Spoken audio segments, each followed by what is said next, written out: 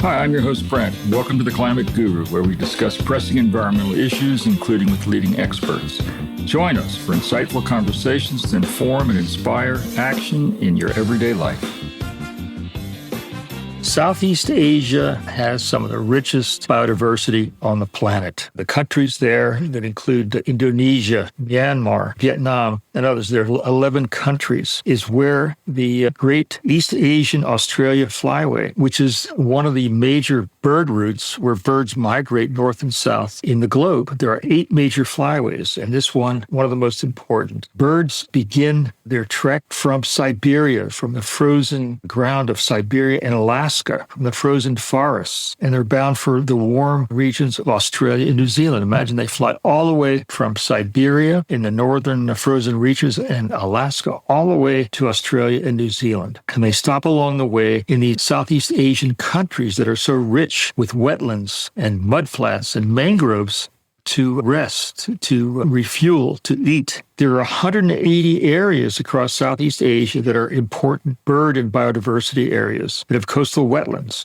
The biggest is in Indonesia that has 86 important bird and biodiversity sites. The Philippines has 27, Malaysia 17, Vietnam 13, Thailand 15, and other countries of Southeast Asia. These are coastal areas filled with mangroves, the important trees that grow along the shore in salt. Mangroves are critical to wading and nesting birds because they provide places for nesting, for food, for rest. Mangroves are essentially nurseries for marine life. It's where more than half of the world's marine species begin their lives, in these mangrove forests along the shore where the land and sea meet. This is brackish or salt water where the mangrove trees live. Alongside them are mudflats, which are also important areas for these migrating birds to stop, to rest, to eat, to replenish before they continue their route all the way to New Zealand and Australia, beginning from the northern frozen reaches of Alaska and Siberia. The problem that many of these coastal important bird sites and biodiversity areas are being encroached upon. Many are being cut down and destroyed. They're being cut down by land use change, residential development, sand mining, reclamation, and probably the biggest cause is aquaculture, which are farms that are grown, that are created along the seashore. They knock down mangrove forests and create this aquaculture, which are farms that produce fish and in particular shrimp. This reclamation and degradation of the mangroves, the salt marshes, the mudflats, and the seagrass beds create habitat loss for these migrating water bird species. Agricultural expansion into these areas is also making these areas, critical areas, disappear. There are 50 million birds that make this migration, representing 200 species of water birds each year. Some of them are critically endangered, such as the spoon-billed sandpiper. There's also significant hunting pressure on the migratory water birds in many parts of this flyway. Sea level rise also poses a risk, especially in the Gulf of Thailand. Other important habitat along these shore areas is peatland. Peatland are wetlands with a thick, waterlogged soil made up of dead and decaying matter. Peatlands are swamps, forests. There are enormous peat forests along this area. And these peat forests and deep peat bogs have been there for thousands and thousands of years. And not only do they provide areas for migrating species, including these water birds, they also contain enormous amounts of carbon that they store in their roots and in the soil. Tropical peat swamps are home to thousands of animals and plants, including many rare and critically endangered species such as the orangutan and the Sumatran tiger. 11 Southeast Asian countries cover 4 to 5% of the world's land area, but host 39% of tropical peatlands. Peatlands are being drained and converted to industrial tree and agricultural plantations,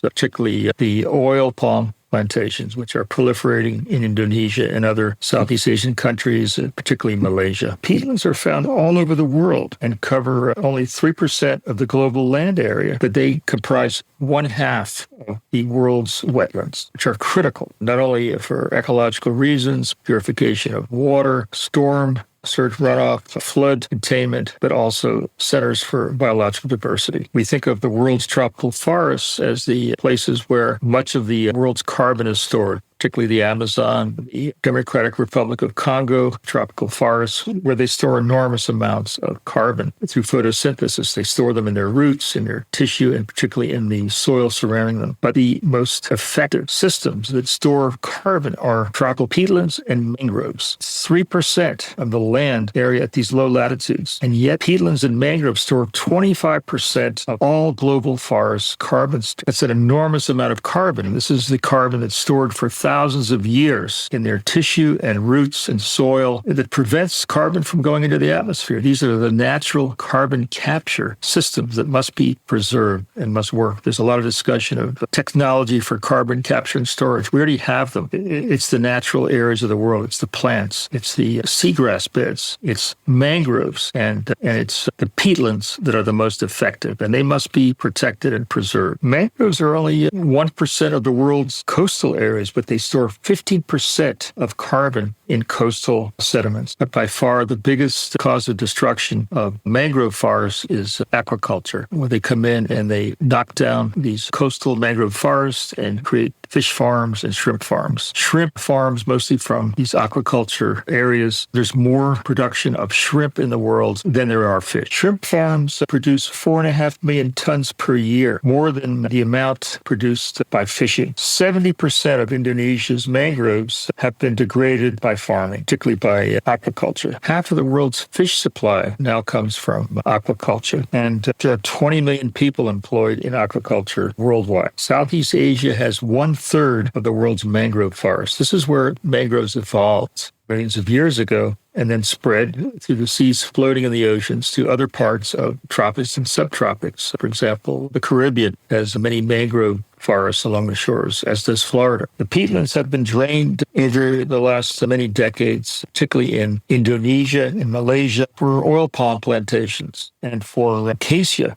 which are pulp paper. These peatlands have evolved over thousands of years in waterlogged conditions, accumulated dead plant material. Some of them are up to 20 meters or 60 feet deep. As they're degraded and converted to other uses, they give off large amounts of carbon. They become carbon sources instead of carbon sinks. Even permafrost tundra in the north are peat. And if they break down, if they melt, it's an enormous source of carbon. And that's happening in many areas of the frozen reaches of Antarctica, of the Arctic areas, as these peat begin to melt. The soil begins to melt and gives off enormous amounts of carbon and nitrogen. If you look at the countries in the world that give off the most carbon emissions, China is number one, with 33%. The United States is number two, around 12 to 14% of all the carbon emissions each year, even though we're only 4% of the world's population. India is listed, also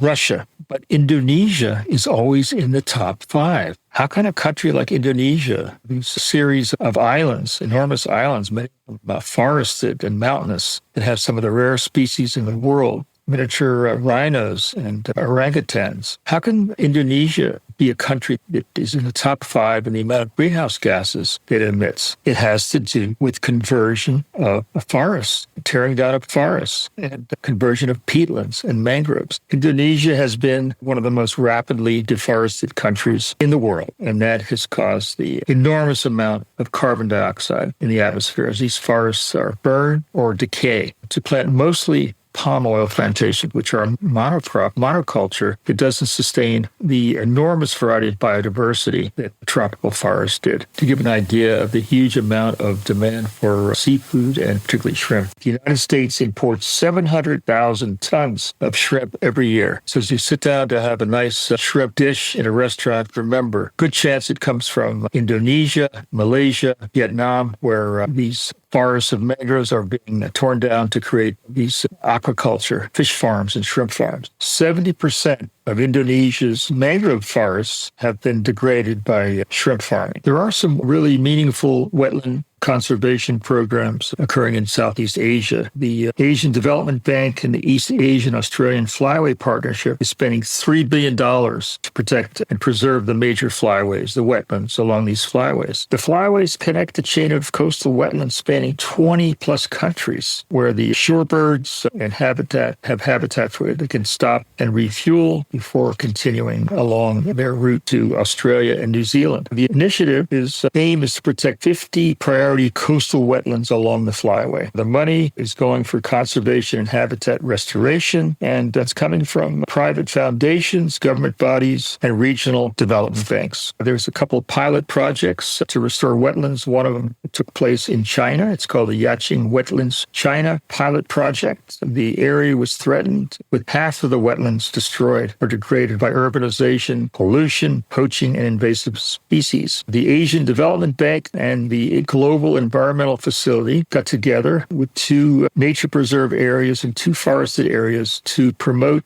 nature-friendly farming and ecotourism. 45 square miles of wetlands were restored and water birds skyrocketed by 365%. This area is now listed in 2019 as a UNESCO World Heritage Site. So there are restorations of wetlands occurring. Another major restoration area is in Thailand called Pak Teo. It's part of the Thailand Inner Gulf and one of Southeast Asia's most important bird areas in terms of abundance and diversity. It has 7,000 water birds during the winter of 50 species. So this area is being restored in Thailand. It's also an area in Malaysia where there's a partnership with BirdLife where Chin Ak Yip conservation area is being restored. Wetlands are being restored. So these magnificent birds that fly thousands of miles across the globe from frozen reaches of the north to Australia and New Zealand. We have to do everything we can working with these NGOs, BirdLife and others, development banks to restore and protect these wetlands, to protect these migrating species of millions of birds that fly each year to the south and then return in the summer to the north. They have to have areas to stop, rest, eat, and renew for their thousands-mile migration. Thanks for tuning in to the Climate Guru podcast. Stay inspired, stay informed, and keep taking action for our planet's future. Until next time, and remember, together we can make a difference.